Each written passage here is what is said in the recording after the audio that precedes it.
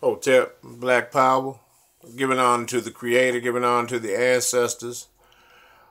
Also, as always, giving honor to my sister, Chief of Staff, Brother Harris Abdul of the Street Law Soldiers, my in-laws, my father, as well as your ancestors and all the ancestors that are in the ancestral realm, as well as all you brothers and sisters out there, my subscribers and all my supporters and all the brothers and sisters that are fighting for the liberation and salvation of the black nation. First of all, I just want to send my hoteps and my energy at this time to brother Rough Mike Logan, who is the other half of the duo of the conscious rap group Precise Science. We wish him well in his recovery and his journey to recovery. And brother, we'll be there to see you soon. And I just want to share a minute about brother Rough Mike. He's a phenomenal rapper. Phenomenal rapper. And a lot of his music, like he has songs called Time and Fear. And now I'll play an excerpt of that for you to let you hear. You may be familiar with some of Precise Science's music. And Brother Freedom Writer, Brother Kaba, and Brother Rough Mike. That's what makes up the group Precise Science. Highly talented trio of brothers who I enjoy and love their music dearly. And I feel I can say that I have a personal relationship with those brothers. And they have performed all around the country. Matter of fact, all around the world. They've been in London. They've been all over the UK, as well as going on tour back in, I believe it was 2012, with Professor Griff, when Professor Griff went on his world lecture tour, dealing with the psychological covert war of hip hop series and lectures that he was doing all around the world. So this is called The First Time That I Knew That I Was God by Precise Science. Very powerful, but you have to be on that plane to understand, you know, exactly what they're saying. The first time that I knew that I was God. First time that I knew I was God. The first time that I knew that I was God. First time. My first eye perceives everything different now. Remember, I need Stephen Biko can write the style. I see the danger now, so I flow. That's the brother Rough Mike right there, dropping the lyrics. See, I questioned everything as a young voice. After proper observation, you make proper choice. Started my God course when I first read your Google. Saying go from back to self, nothing left to do. Used to be comfy in this space, what they call life. Gotta apply what I know, get my vibration right. Before I knew I had 9 shackles to line up. I made the honor roll, couldn't get my mind up. It's all by design, they could never teach the youth. They don't go back far enough to force it down the truth. So I am living proof, Kundalini elevates. I'm cool, I'm in them like the mouth resuscitate. Forevermore I'm awake, I made a diet check. With teachings up in Hotep, I will resurrect. The ancestors is using me and speak to y'all. And when I hit the booth for the first time, I knew I was God. The first time that I knew that I was God. First time that I knew I was God. The first time that I knew that I was God. First time. First time. language of masses at age 3. Deciphering melodies on keys that spoke to me. God and goddess, they wrote to me. In the language of symbology, African prodigy. Are you following me? But why did they lie to me? My father served in air wars to come home to these shores and be buried in a military funeral. They spent 21 bullets and rifles, and my family standing around trifling, crying eyeballs, and I presented with a ceremonial two-dimensional pyramid. Soldier saying, "This is your flag, son." I'm 4 years old. And I tell him, that ain't my flag. My flag is red, black, and green. The look in his eye. That's right, black power. Saw the God in me. That's right. But when no rites surpasses, the void is massive.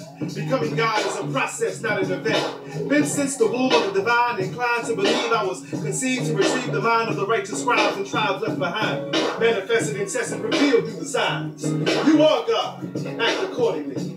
But when did I know? When I see my daughter look at me. I first saw the God is distant, way up in the sky. I know when I looked in the mirror, I saw him eye to eye. Didn't know that I and I resided in the depths of me. The seeds of X planet he was sown in me. I started. Okay, that was Precise Science, and I'll be doing some more video. And actually, I'm gonna be visiting the brother Rough Mike, as he is in at this time under hospice care at home. So I will be visiting him, and also possibly do a live taping, because he's he doesn't mind doing that. So we'll be doing that within the next 7 days. So also I'm going to be doing something on Richard Pryor as well. The Prince George's County Police, the Muslim cop that was murdered Wednesday, was laid to rest yesterday. And as you know, Islamic funerals are far more different from normal, regular funerals that we are accustomed to. There's no embalming process. Also, in most cases, brothers and sisters are not buried in the ground with inside caskets. So, that he was, within a 48-hour period, his services were finalized, and he went on, hopefully, to the realm of paradise. As well as the brother who murdered him. We can't, we cannot condemn, and take sides on this, because we don't even know what happened. And although, the police is basically an enemy to the black man, regardless of what color they are, because you have black cops that are, you have black Klansman cops. So we actually don't know. So, we wish the brother who was murdered by the cops in that, unfortunate incident, we wish, may the Creator, have mercy on his soul, and, as well as Billy Graham, now, he was 100 years old, and this cracker, he was the first evangelist that I actually saw on television as a child, and it was only two television evangelists that I knew of, and that was Billy Graham and Reverend Ike that was on the West Coast. And believe it or not, Billy Graham had hundreds of thousands or maybe millions of black supporters. I know that my my mother used to watch him, back in the 70s, and he was supposed to be so spiritual, but there's no such thing as a spiritual white person. They may be religious all day long, but spiritual, nah. I've never seen a spiritual white person. So,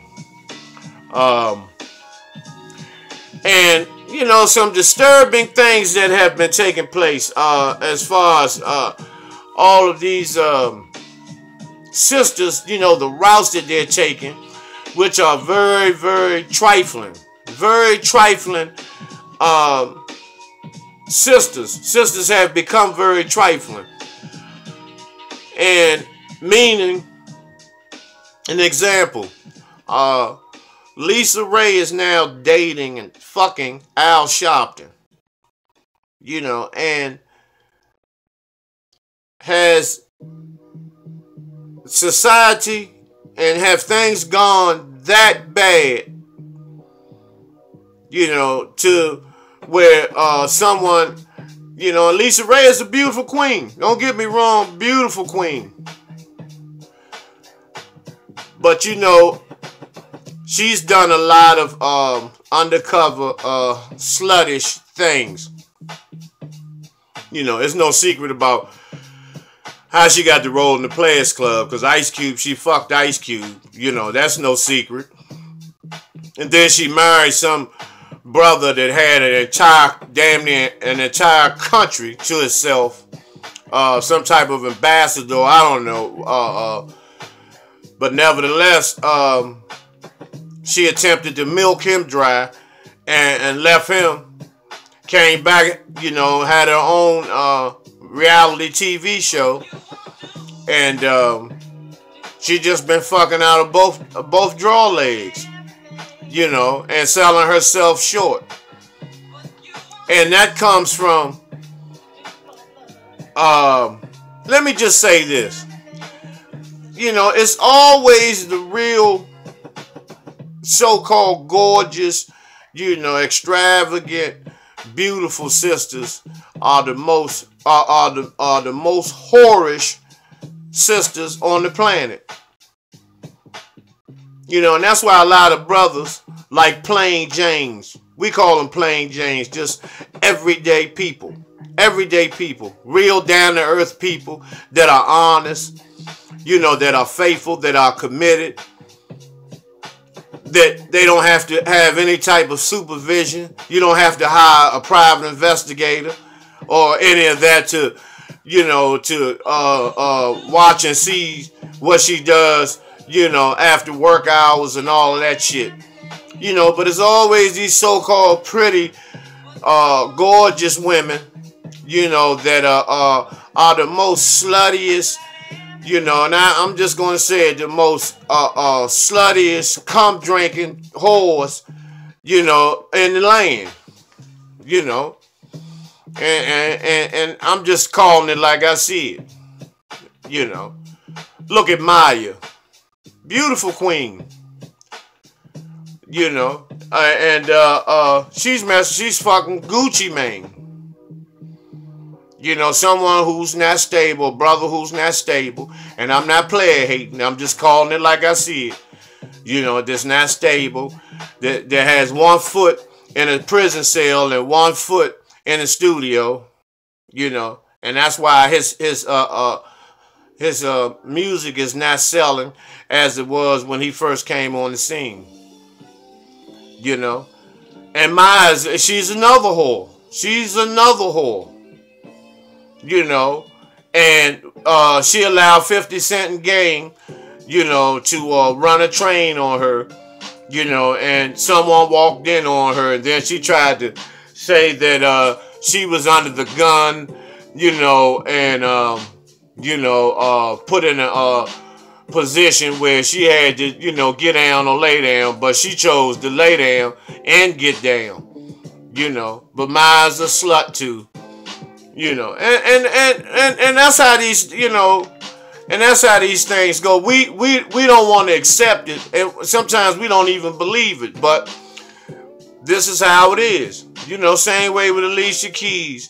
You know, look at Lala, what she did. She let that pink white boy, you know, get on top of her, you know, in front of 50, 60 camera people, you know, on the set of Power, you know, which was real nasty. And she has a track record, you know. See, you know, they have a track record, you know. She was fucking Kevin Garnett, you know, you know, Carmela Anthony, she turned him out, you know, and that's just how they roll. A lot of them will pick and have a child, and that's just for security purposes. They want a child because when they decide that they want to be a real woman instead of the slut whore, when they get tired of that, then they'll have something, you know, they'll have a family kind of already already ready-made, you know. And, you know, we just, you know, it's just a lot of things that we have to, you know, come to terms with as far as, you know, the things that go on. Another slut, Corinne Steffens, aka Superhead. She's fucking Bill Maher. You know, the white so-called imposter Jew Bill Maher, who has a talk show. And, you know, he's in love with a black pussy. You know, and the thing about that is that, you know, he's the type that he'll go around and, you know, talk about the sister like a dog, you know, because, you know, he knows that melanin that she has in her, you know, will energize him, you know, will intensify his vibration. He's not stupid, believe me. But Superhead is stupid. And for someone to carry that name with pride, Superhead, you know, that, you know, and what do you tell your son? This is what I would like to ask her. What do you tell your son in school when everyone's saying, you know, your mother is Superhead and, you know, she's the best dick sucker in the entertainment world? You know, how you think your son feels? And that's what I always tell you all. You know, black people are some selfish motherfucking people. Because she's only thinking about herself. She's not thinking about her son. And, you know, the way she whores around, somebody else is raising her child. She's just a mother by paper. You know. My condolences go out to the family of Fantasia. Her nephew was murdered last week, and that's under some mysterious circumstances. And let's take a look at this.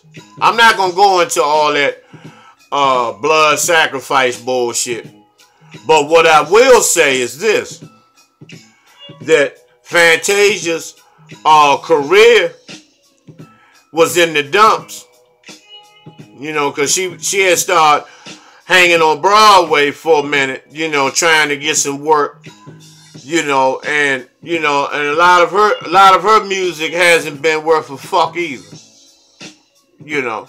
And then her nephew, what is he doing still in the fucking hood? I mean, he's down in North Carolina in the hood. And could that have been a setup?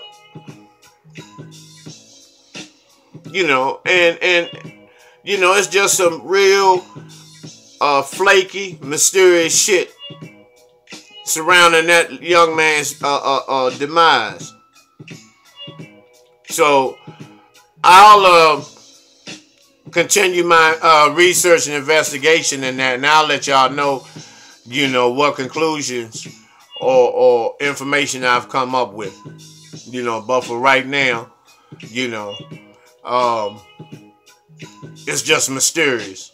I know Fantasia has something to do with this, you know. It's some type of ritual involved, but before I speak on it, I would like to be sure of it, you know, instead of spreading false rumors. One thing that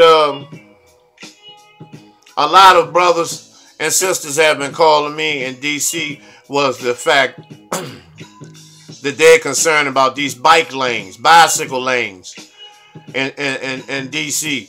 Now, you know, they have actually made a bike lane where a car can't even pull over to it. It has a concrete speed bump, and it's on the side of the major intersections. And the bicycle lanes are green,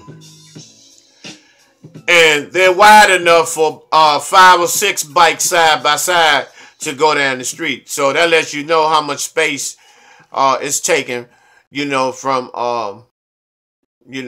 motorists. So it's been told to me that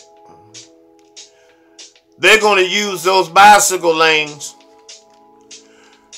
to escort brothers and sisters into FEMA camps and onto FEMA trucks and buses in the event of a racial insurrection.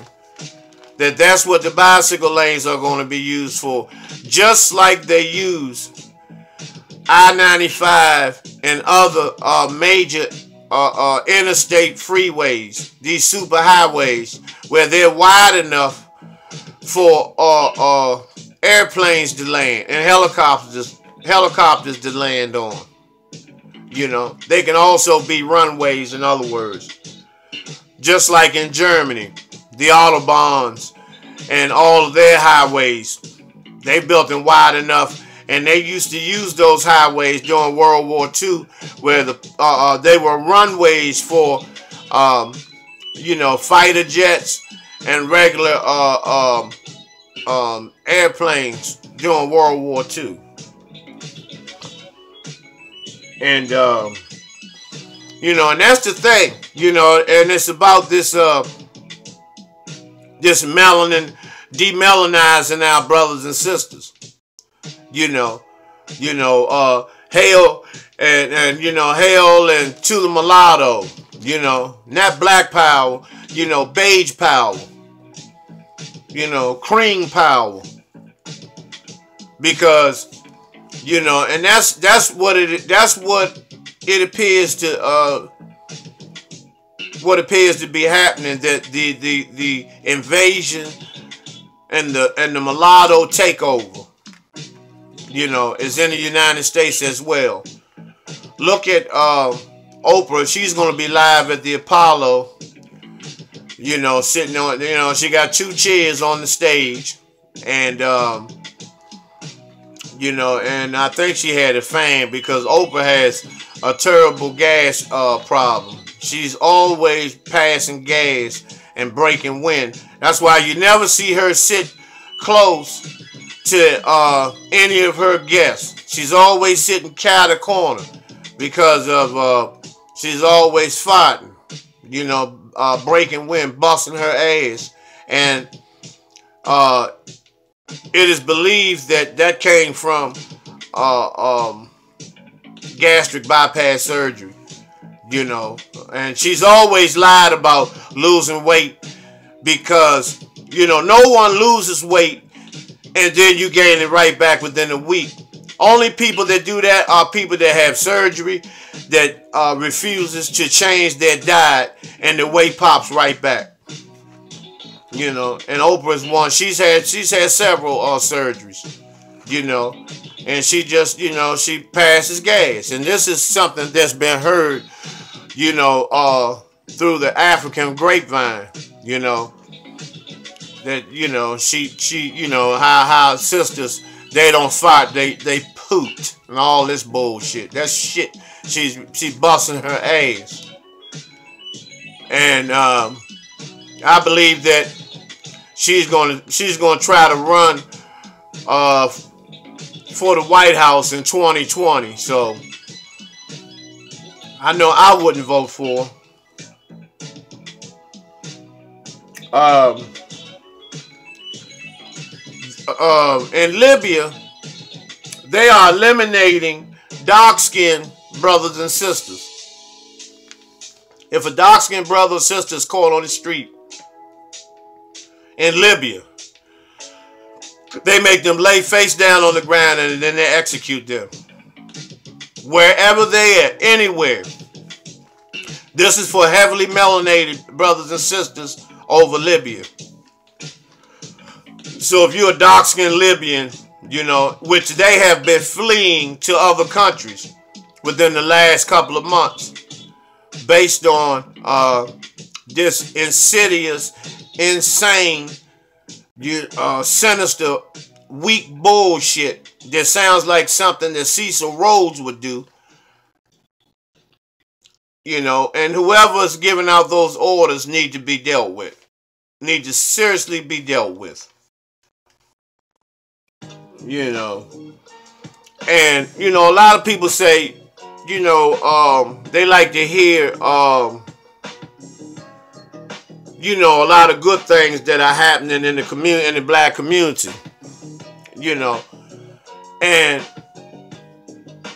you know, I personally, you know, when good things happen, I'm going to speak on them. You know, but it's been a lot of corruption. It's been a lot of confusion.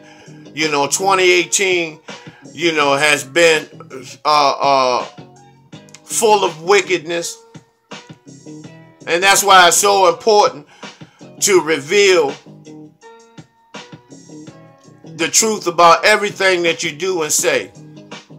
And take an honest approach at everything that you do and say. Because it's very, very, very, very important. You know. And just like, I'll give you an example. You know, about the things that I like to talk about.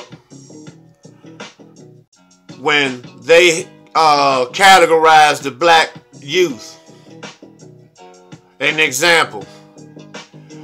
The white boy that did the school shooting in Orlando. They isolated him. And, you know, he has mental health issues. And, you know, we believe he has been troubled. And he's been in foster care and all this shit. You know, they isolate him from the rest of the crackers. But if that was a black child, you would have heard shit like, you know, these animals, these thugs, these gangbangers, you know, these drug dealers, you know, because they put all the black youth in one bag.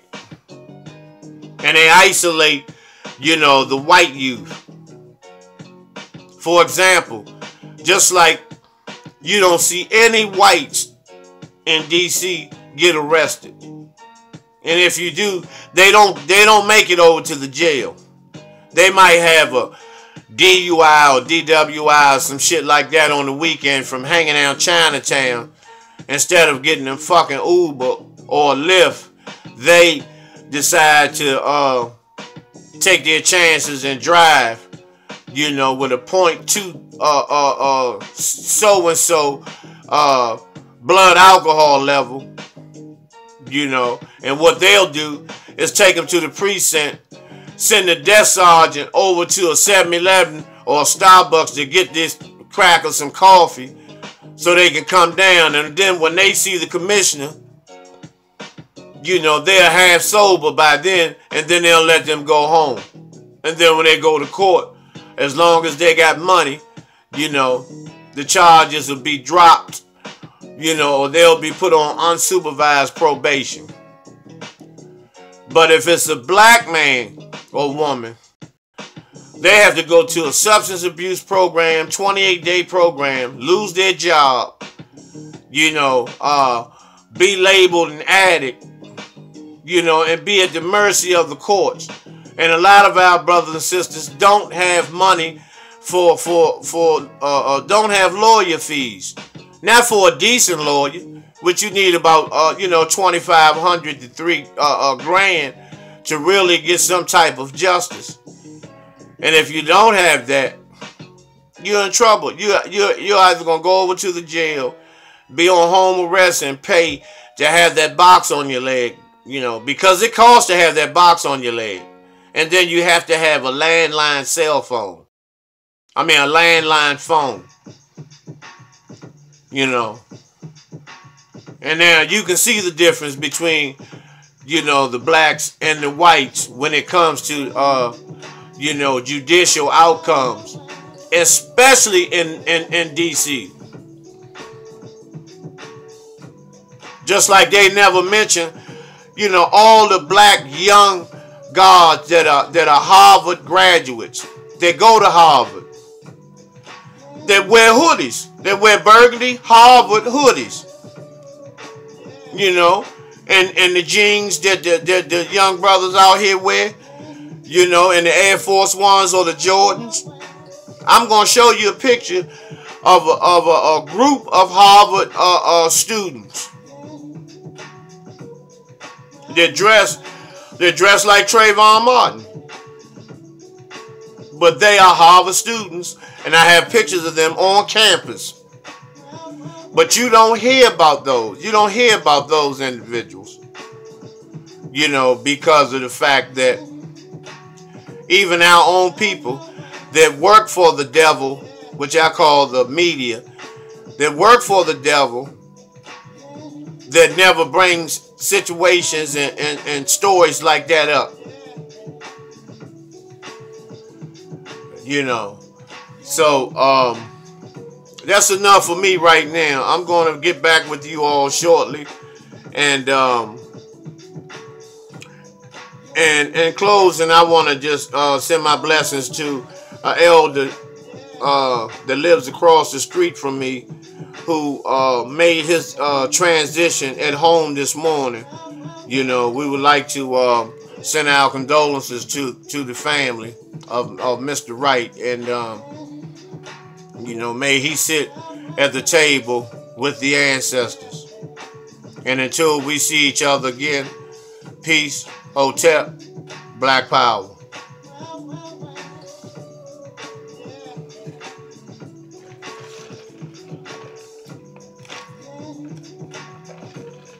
Wow, wow, wow.